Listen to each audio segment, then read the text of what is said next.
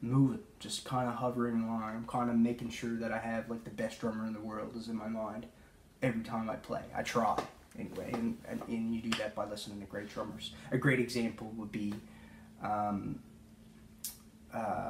the Bill Withers stuff with the drummer's name is escaping me right now, but if you listen to any of that Bill Withers stuff, that guy really nailed that stuff. Once you take some time and work with the metronome and make sure you can subdivide at a tempo, what I want you to think about is the end of your notes and the length of your notes, always relating to this 16th note grid. A good way to test if you really hear it and then can do a clear 16th note, that's not a 16th note. The 16th note, da da da da da da da da da da da da da. There's still some width there.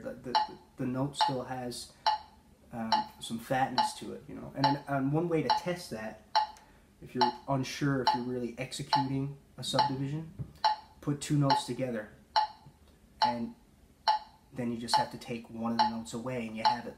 So.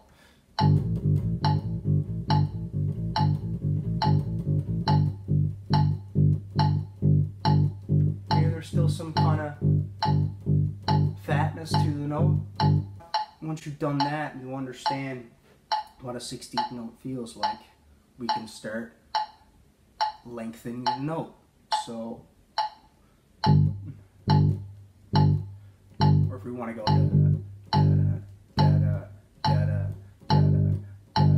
or 3.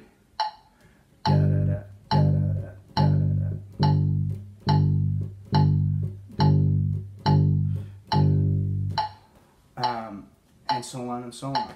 There's something that I noticed on gigs is that there's this inclination to push your weight around when things aren't quite settling, they're not feeling where you and the drummer aren't really seeing eye to eye, things aren't locking in, and I used to, like a lot of people, play more beginnings of notes to push my weight around and say, it's here, this is where it is, and it never worked.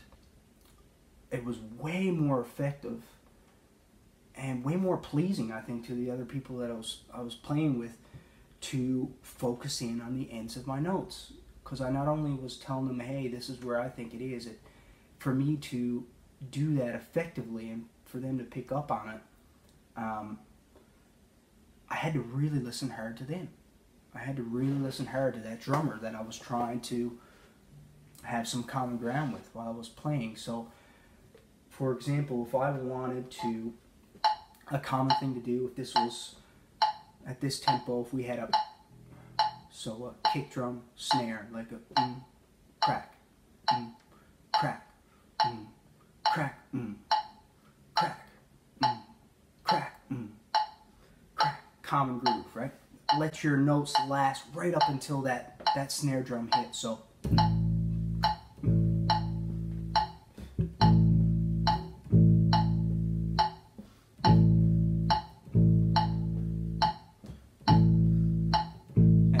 Like a Bill Withers type of groove, there'd be a hi-hat, so he'd be giving me all these subdivisions that I was trying to hear, and I could just lock in with him. But that end of note kind of reassures the both of us that we're together.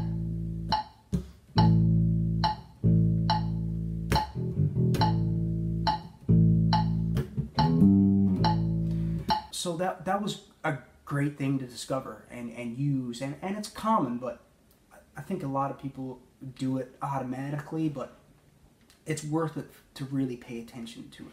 I play in some groups that play a lot of material, and the set list changes, but there's a lot of tunes that keep coming up, and you're playing these tunes over years sometimes, and so you gravitate towards trying to spice things up and make things fun, new and interesting as you play them over and over again.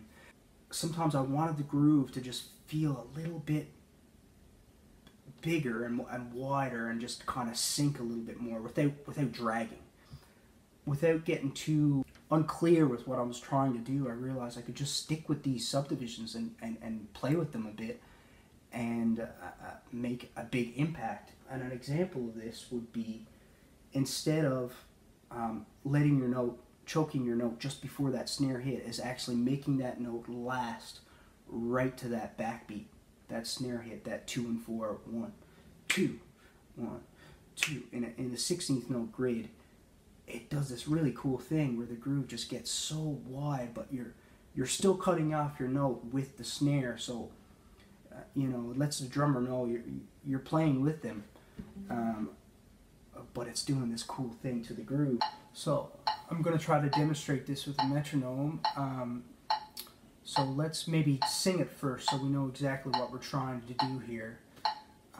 Originally, what I was showing you was ending the note just before our snare hit, which would be beat 2 here.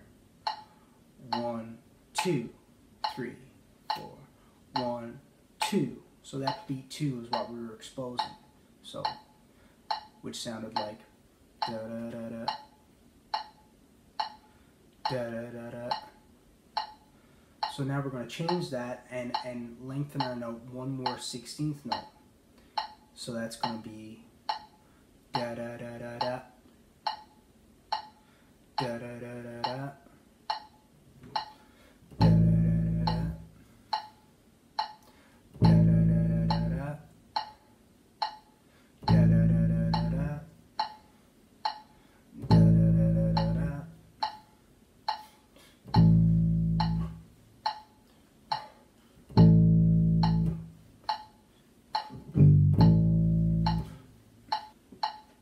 So let's try to work that in with our actual bass line now. So it's boom, boom, boom.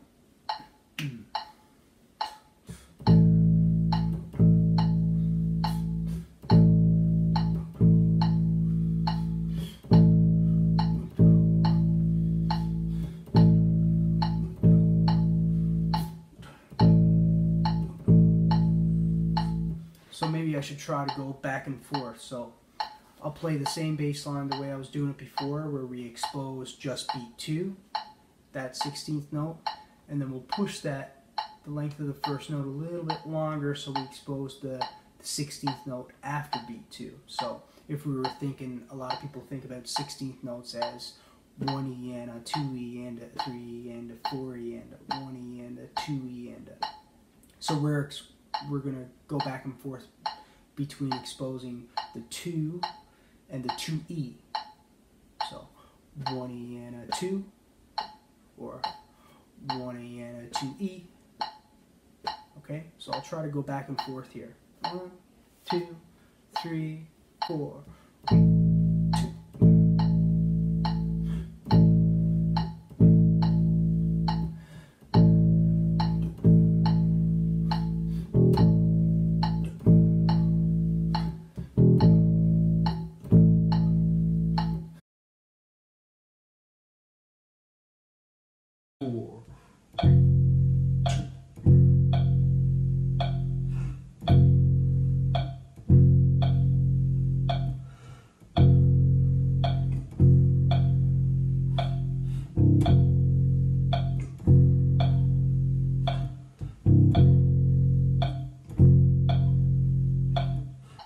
So another thing to note, I don't know if this is going to be just bass players watching this or if other people, but this is something every instrument should think about. Think about the end of your notes. Sit down with a metronome, learn how to subdivide. This is stuff you don't need your instrument to work on, whether it be singing like I was doing at the beginning of the video, or clapping, you know, and work on this with other, you know, with your peers, and have fun with it. Try to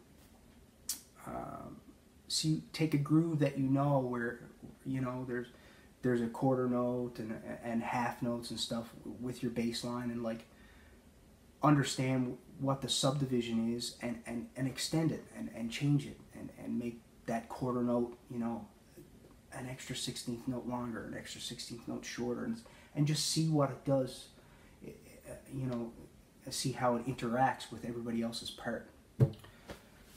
So yeah, that's it for me. Hope that made sense, and you guys can have fun with that. Whoa, whoa, whoa. Hey everyone, my name's Cassie Mann, and today I'm going to bring you something a little bit different that isn't necessarily just for bass players. This is something that can apply to all musicians. Today I'm going to bring you an introduction to playing with live backing tracks. So we're just going to put this down. Stay. Okay, so often bass players or other musicians are put in charge of running live backing tracks on top of playing their instrument during a show. By knowing how to do this, you're going to open up a lot of opportunities for yourself. We're going to run through the most basic setup that you need to make this work. I'll tell you what you need, how to set it up, and I'll even give you a demo of my perspective of a live performance. So for today, we're going to be using Ableton Live 10. If you're used to using Logic or GarageBand, MainStage is another great option to use. The gear that you need is a laptop. I recommend having 16 gigabytes of RAM and at least an i7 processor. This will allow for you to be able to play multiple tracks at the same time without anything crashing. You're going to need an audio interface. This can plug into your computer via USB or Thunderbolt. I recommend having at least 2 outputs, line or XLR, but if you can, having 4 would be even better. Most often, if you're using a line output, you're going to need a DI to convert the signal to XLR. You're also going to need a MIDI controller. Even if you're not playing keys, it's good to have one of these so that you can keep your hands away from the computer during the live performance. We're going to use a MIDI controller today that's going to allow us to map the buttons and knobs so that we can start and stop our songs and add effects at different times. You're also going to need lots of cables. Make sure you have the right ones so you can set up everything before the show. You're also going to need in-ear monitors, and I recommend either getting an in-ear monitor amplifier or a wireless monitor pack. Often you can rent them, and that works great. Other things you might need are an external hard drive. This will allow you to have less files on your computer so it can perform better. You can also back up your tracks to this so that you don't lose anything. Make sure that your interface is sending all outputs in mono. For this demonstration, we only have 2 outs, so we're going to send the left signal as the backing tracks, and the right signal is going to be the click track. Alright, so today I'm going to show you how to put together a Ableton session for backing tracks. So we're going to make sure that we are in session view and not arrangement view.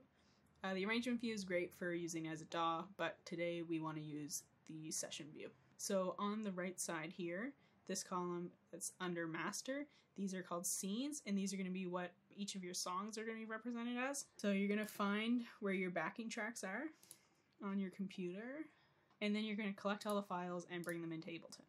Now, when you're putting these together, you want to make sure that they have all the same time length because it's very important that they line up together. And now we're just going to organize them and group things together. Command G to group. Command R to rename. We're just going to call them drums. The song we're using today is Roulette by Maura Whitman. Corey LaRue produced it. I am lucky enough to play live with Maura, so I have the stems for this, which makes it a lot easier. I'm just color coding everything so that it's a lot easier to organize. As you can see, there can be a lot of stems for some sections.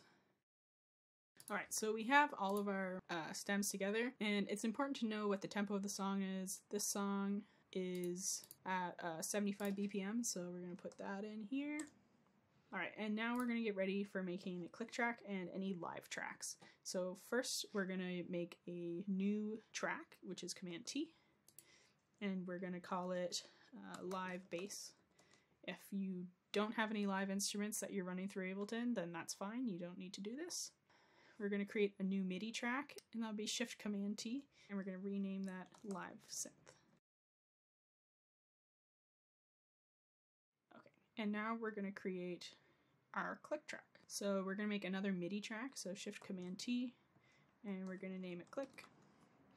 And what we're going to do is we're going to just throw an instance of drum rack on there, and then we're going to find a sample. I'm just going to use one called Woodblock. And then what we're going to do is we're going to double click in the first scene of that channel, and we're just going to make a MIDI loop. We're just going to put a beat on every quarter note. You can put them on 8th notes or 16th notes or whatever. And we're just going to have it as a 4-bar loop because our tempo doesn't change throughout the song at all, but if you wanted to map it to the song, you could change the length right there. Now I'm just going to go and I'm going to make all of the tracks start 1 bar later so that we can have 1 bar of the click before the song actually starts.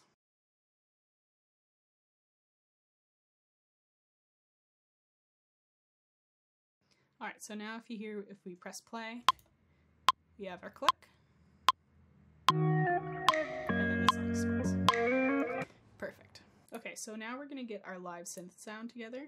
We're going to just go to instruments and we're going to put an instrument rack on there.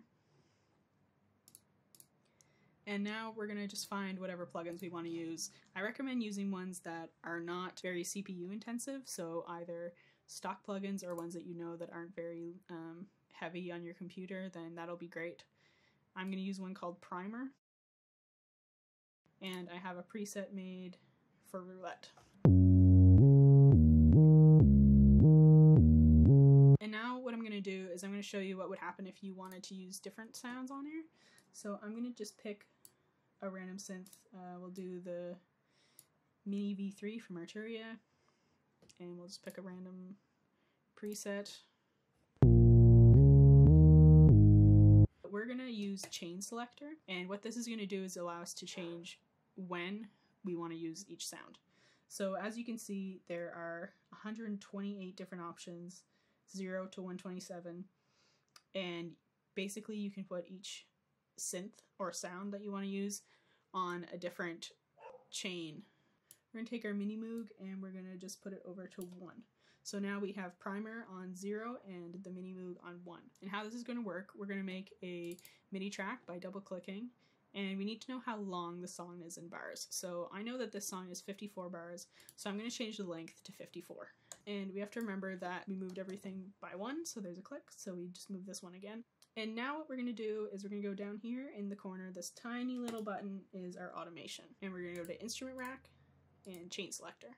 And now we can choose where we want to change our sound. So I know that the verse is 16 bars long, and that's with the intro and stuff. So I know I want my sound to change after 16 bars. I'm going to go into bar 17, and I'm going to go from the Chain Selector 0 to Chain Selector 1. You might want to make sure you're directly on the beat, or else you might have your synth sound change not when you want it. And I know I want it to change back after 4 bars, so we're just going to run it through like that. So now if we were to play through the song, our sound would change for 4 bars at the chorus. Oh, why am I the only one that's trying to save it? Playing Russian roulette, going straight to my head. While you're holding my heart in the palm of your hand. Took a chance on you, took a chance on me. I believed every word you said.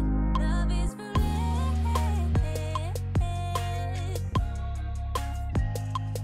Love is roulette.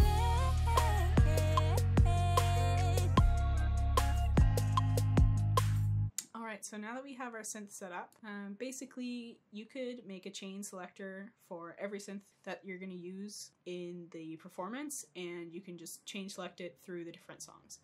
So now we're going to just make sure that we're all ready for our live show. So first of all, I'm going to rename all of my tracks, and say the next song we were going to do was Golden Ticket. We'll just throw that there. And so then we would just line up our tracks in the same order as the rest of these, so we could have all of the synths together, all of the guitars, all the vocals, all on separate tracks, and they would only play with that song. And now what we're going to do is we're going to use this MIDI function, and we're going to map to our controller. Just like how I said earlier about you can map the buttons to play different songs, and then you're going to click on what song you want to trigger, and then you're going to press whatever pad. So I'm going to press the top one here, and then say for Golden Ticket, I wanted to use the second one, the third song, 4, 5. Okay, and then we can just get out of that. Now when we press the first button on our MIDI controller, it's going to trigger the start of that song. Great.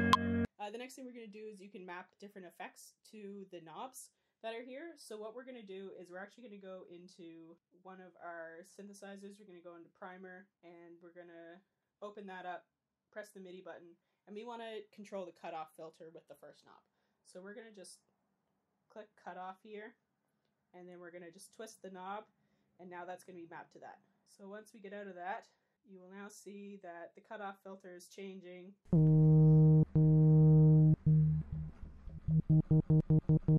And you can do do that with different effects like reverb or delay or anything like that. You can just map them to your keyboard so that you have complete control over them. Okay, and now we want to map our outputs. So we want to make sure that things are going in the right place.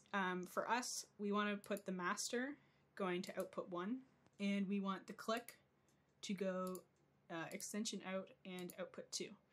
So if we play this back, the click should be in the right ear and everything else should be in the left ear.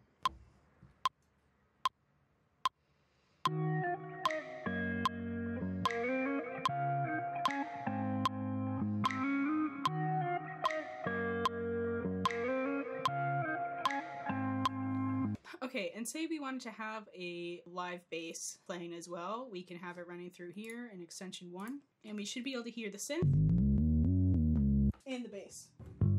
And if you had more than 2 outputs, you could send these live instruments through their own output, or even each of these separately to their own output. But because we only have 2, we're just going to send them to the master, just like everything else.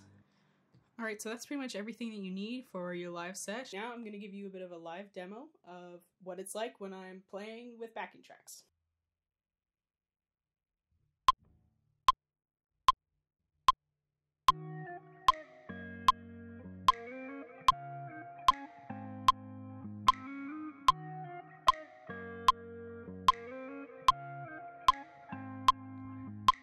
Babe, give me a reason to stay. Tell me something I don't know about you, 'cause I've been in my head too much these days. Painting pictures of a world without you. Headlights in the driveway, 2 a.m. Climbing through the broken window of the basement. Tell me how you make it look so easy to let go. Why am I the only one that's trying to save it? Playing Russian roulette, going straight to my head while you're holding my heart in the palm of your hand. Took a chance on you, took a chance on me. I believed every word you said. Love is roulette. Love is roulette.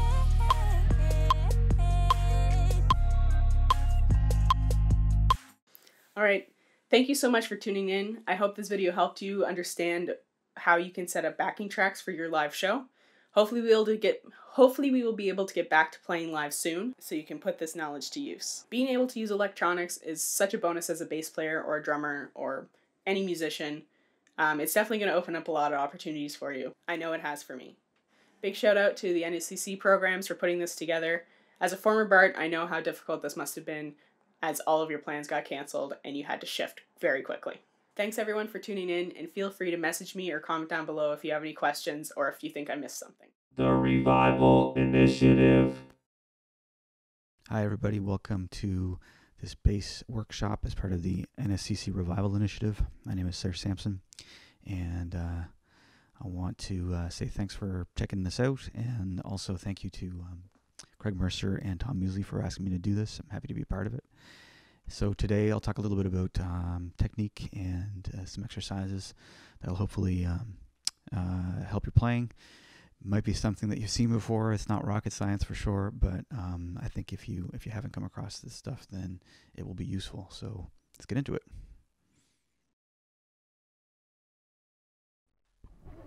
Okay, so this exercise is an arpeggio exercise, and I use it basically to warm up and get my fingers moving a little bit, and it's a bit more of a musical way of doing that rather than, say, playing chromatic scales, or not scales, but chromatic exercises like the spider or something like that.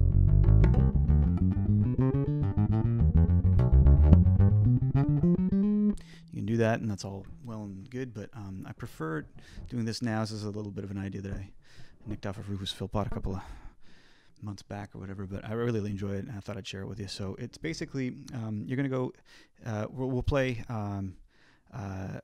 diatonic arpeggios, 7th arpeggios. So we'll do the 1st, 3rd, 5th, and 7th. And let's just go through C major and go through all the chords, right? So C major, D minor, E minor, F major, G7, A minor,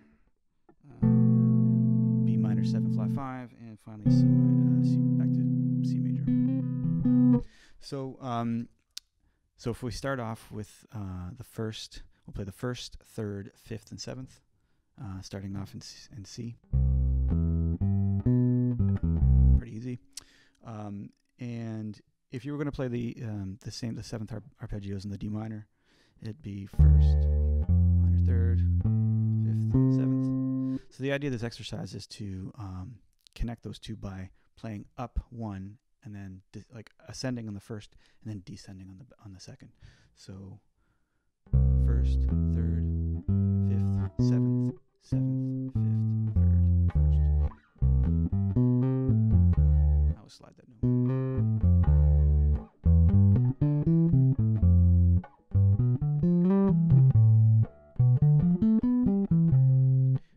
All the way back down.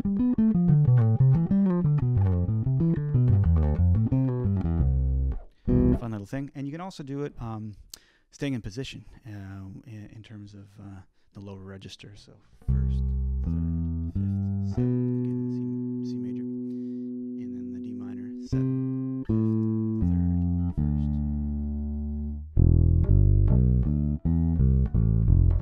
Just going through.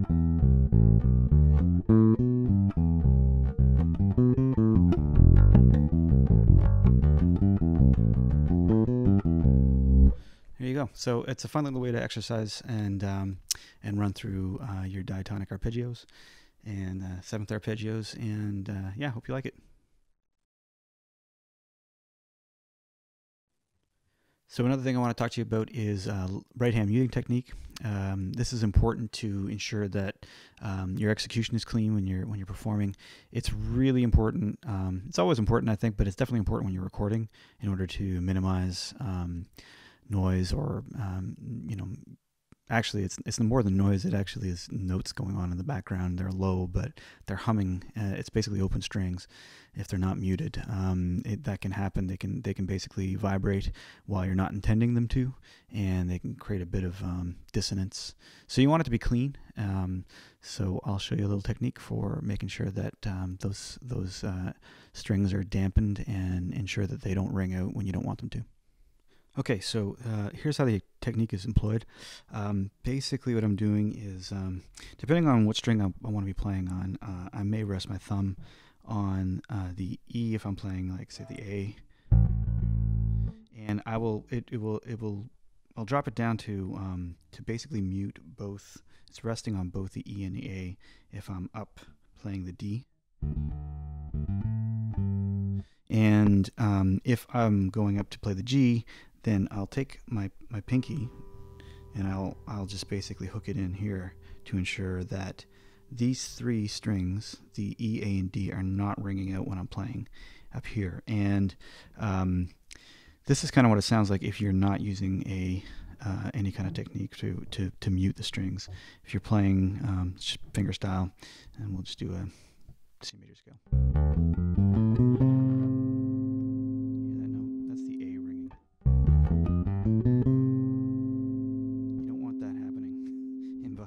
If you're trying to hang on to that C note to make it ring out for whatever reason, if you do that and it's the end of a run or something, you're playing actual music, it's going to be strange. You don't want that. So what you want to do instead is to ensure that as you're going up and down, that each string that shouldn't be vibrating is not. I start off with my my thumb on the E when I'm playing the C and D. Move it down when I'm playing the on the D string, and when I get up to the G string, I'm then hooking my pinky here to make sure that nothing is ringing. Right, so I've got those three strings are not. They're all dampened. They're muted, and so.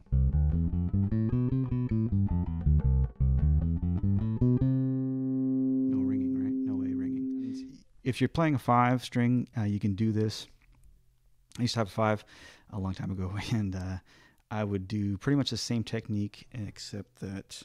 So let's say I'd have my thumb on the B, or resting between the B and the E, and then I would have my pinky on the A, and then I'd have my ring on the D so that I could play the G, and still everything's muted. For 6, I believe it's a little bit different. There's a couple of different techniques out there. You might want to look at Gary Willis's style. He's got this thing where he's kind of almost doing a claw, and it's amazing, but I don't know anything about that. There's also what's called the floating thumb, and it basically kind of goes up and down like this. I think if you've got 5 and 6 strings, though, that technique is probably helpful where there's more strings. But for me, this is how I do it, and I think it's really important. You may have heard it before, and if you have, that's good, and just take my word for it. On top of anybody else that's told you, it's super important. So work on that technique, and yeah, I hope you get good results from that. So there you go. So I want to talk a little bit about some tones that I get kind of asked for, that are kind of common for the genres that I play in. And the genres are usually pop and rock and folk and singer-songwriter and Americana, and a little bit of soul and funk as well from time to time. But I think it's important to have a good idea of the types of tones that are kind of expected, I guess. I understand that, you know, folks sometimes think, well, I've got my bass and that's my sound and that's what I want to use. And if you get called for that, that's awesome. Good for you, and away you go. But sometimes people, you know, producers and artists want a specific kind of tone that's reminiscent of something that's an influence, I suppose. So it kind of depends whether you can, if they'll be happy with what you have, or if you might want to make sure that you have a few tools in the toolbox, I guess is what I'm saying. So, you know, not taking away from anybody who doesn't want to do that and just has their one main bass that they like. But personally, I've got a few different ones that are set up in different ways to achieve certain things. So hopefully they'll give you some ideas, and you can use those in the future on the next recording session that you do. So this is a 1976 Fender Precision. It's got a maple neck on it, which is a bit of a harder wood, so it's a little bit brighter. And I've got it strung with round wounds. Nothing too special about that, but it's a very common tone that is very much in demand and used lots in pop and power pop and funk and lots of different styles. So it's something that's always definitely good to have in your arsenal. If you can have a bass strung basically like this, no mute on the bridge or anything like that, a very round open tone, reminiscent of, for me anyways, when I think of this kind of sound and tone, I think of the Cars or Blondie, Joe Jackson, stuff from the late 70s and early 80s, that kind of power pop, new wave kind of sound. That's what, you know, the tone that's here, and that's replicated in popular music still today. So great to have a bass that's strung this way.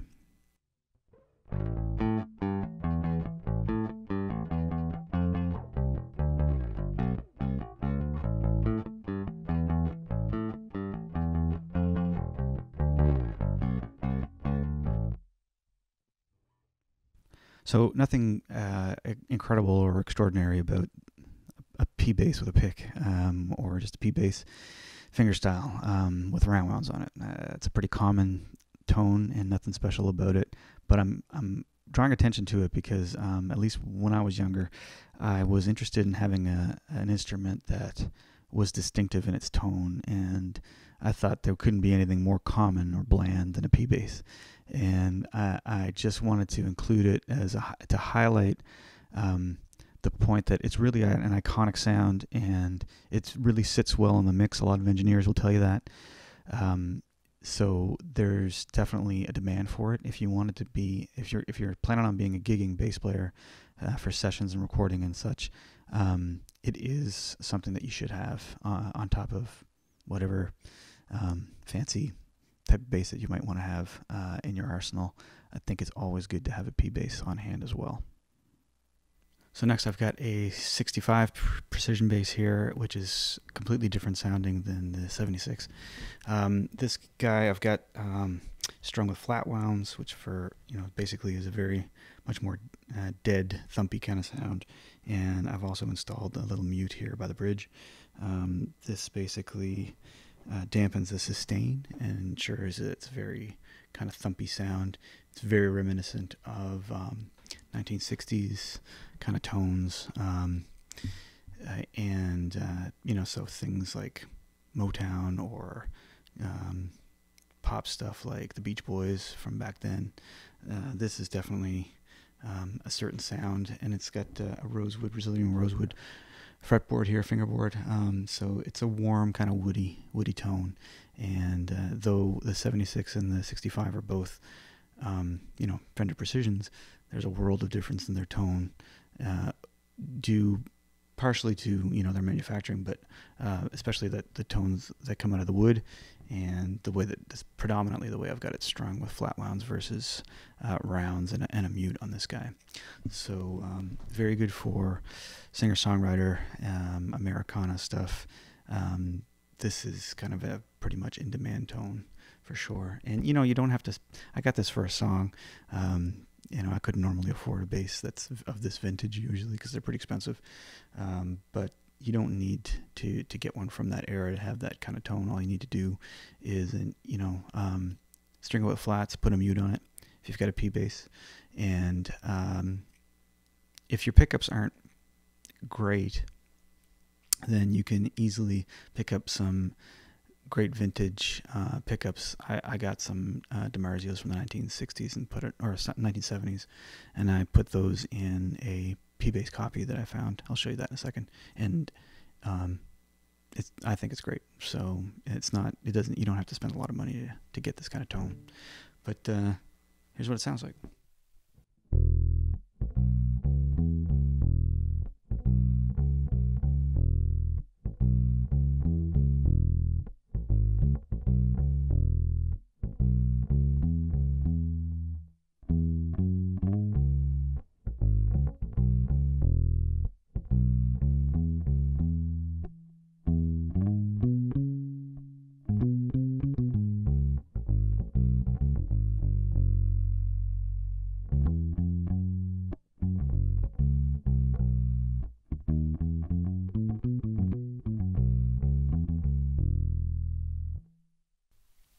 Okay, so here I've got a 1966 Hofner Beetle bass, Hofner 501. It is a hollow body and a short scale, and hollow bodies are a great sounding instrument for any kind of retro pop music that you might want to do. There's definitely lots of precedent for using them for that kind of stuff, indie rock, made famous by Paul McCartney from the Beatles, so it's pretty pop friendly stuff. This is strung with flat wounds. It doesn't have a mute, unlike the 65P that I've got with the flats, but it's still got a very woody, thumpy kind of tone, and this is what it sounds like.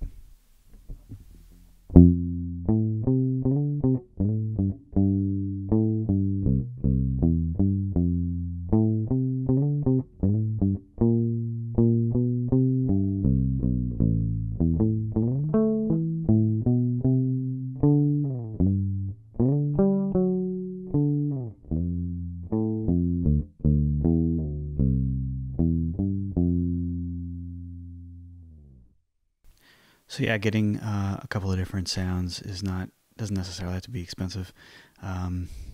This is a P-bass copy that I got, and it's was made in Japan in the 1970s, in the Fujigen factory, and it's a great bass. And I bought it for $150, and I threw in some DiMarzios from the 70s in it for $35, I think it was. So you can have a couple of different tones in your arsenal, and who doesn't like buying a couple of basses, right? So you don't have to spend a lot of money. You don't have to get vintage instruments. You just have to know what you're looking for and string it up correctly. You can add a few things like some new pickups or old pickups in order to replicate the sound that you're looking for.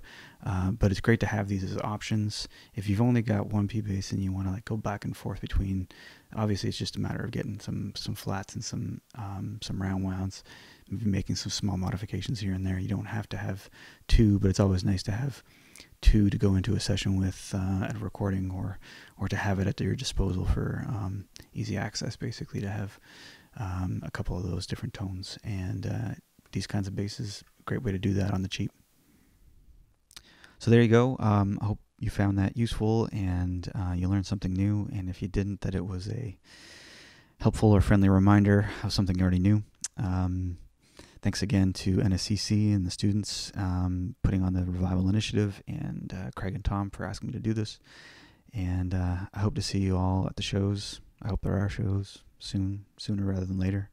I'm sure there will be if we all do our part, so stay safe and follow the protocols so we can get back to playing music live. I really miss it, and I'm sure you do too. So stick in the woodshed for now and keep playing bass and enjoy that time that you've got with your instrument. And we'll see you at the show soon. Take care. The Revival Initiative. Hope everybody's enjoying the episode so far. This is the part where we dig deep with the artists to find out a little bit more about them. Revival Revelations. Revival Revelations. Why is making music important to you? Honestly, I don't really know anything else. Making music has, helped me grow as a person. It has brought me a lot of incredible friendships and a lot of great memories and a lot of really good skills, not just as a performer, but as a business person and as a networking person. Yeah, I've just learned a lot through music. Music's been a part of my life since I was old enough to operate the family radio and turntable. It's totally in my blood and my bones, I guess, and it's the best way that I know how to make sense of the world, whether it's good or bad, and it's also the best way I found to connect with people. So, yeah, I think that's why it's important to me, and beyond that, I don't think there's anything better than being on stage and, or, even in the shed or, at a party with friends and playing music and kind of looking around at each other when you hit that sweet spot and everybody's grooving at the same time. It's a special moment, and I think, as musicians, we kind of recognize that, and I know the audience recognizes it too. So, I wouldn't give up that feeling for the world. What is one thing you know now but wish you knew when you first started your career in music? Sometimes the fastest way to learn something is slowly. Something like that. That's definitely something I wish I was more aware of when I was younger. I was very. I remember panicking a lot to learn 100 things at once every day especially when I was going to school. So I wish. I kind of took my time a little bit more, and I kind of allowed myself the time to learn new things, however long it took. Just kind of grant myself that time needed to learn new things. Name a local artist who's inspired you and why. A local artist that inspires me is Erin Costello. I think she's great. I was fortunate to be in a songwriting class with her one year, and I learned a lot from her. She's, a performer, a great musician. She has wicked chops, and she's a producer, and yeah, I love what she does, and she really inspires me to keep going. In what ways do you think we could strengthen our local music scene in Halifax? I've been playing music here for about 30 years or so, and I've seen a lot of ups and downs in the scene. Overall, I think it's an amazing scene, and most everybody involved has always been really supportive of each other, and I love that vibe here. That said, I could probably write a little book on what could be different, but a lot of times that has to do with things that are out of our control directly, like capacity regulations or audience development. But one thing that sometimes gets neglected, I think, and that's in our hands as artists, is considering the role of being an entertainer as well as an artist. So, I think magic can be made at shows, and I've seen it happen many times. You get that right mix of an engaging online personality and great performance from the musicians and great songs. If you got that going, you're going to have something the audience can't ignore, and the word of mouth spreads, and it helps the scene. It helps our music ecosystem. But I think artists need to reclaim that role and remember that they have to take people on the journey. It doesn't happen simply by wishing for it. Okay. Name one local person, one local menu item, and one local album you'd like to bring with you on our next quarantine, if it ever happens. Hopefully not. My girlfriend, of course. Local menu item. Peanut butter burger. Darrell's, they still doing that? I'll take that. And the album would have to be 9 Steps, Bill Stevenson, with Tom Easley and Jeff Arsenault. Well, that sure was a lot of awesomeness if you ask me. 3 very solid bass players with lots you can learn from. So we want to thank Ronald, Serge, and Cassie for showing us those tricks and tips and techniques, the Triple T again. I hope you learned a lot with those lessons and are able to move forward with some new tricks up your sleeve. So, keep supporting live music and online music and any type of music that exists. If you see someone performing on the street, throw them a quarter. Even a toonie. If you're a CEO, throw them a 5 or maybe even 100. You never know where that money will actually go. Maybe to drugs, maybe to a meal at McDonald's, maybe to buy their boyfriend or girlfriend flowers. And like the original bass player from Metallica, Cliff Burton, once said, and this is a direct quote, "The East Coast of Canada is the greatest music scene in the world.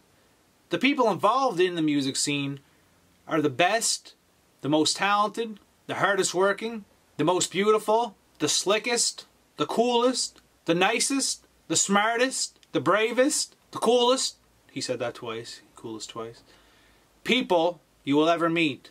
The East Coast of Canada is very lucky to have these people in their scene. Support them in any way that you can. We all need support, especially musicians at this time." He predicted the future as well. So people, like Cliff Burton said, be thankful and grateful for all the musicians we do have in the East Coast. We are really lucky. Support them all, support music, support local business, and let's just keep doing this. More episodes coming tomorrow and next week. It's going to be a lot of fun. Much love from the Revival Initiative to all of you. Cheers. Revival.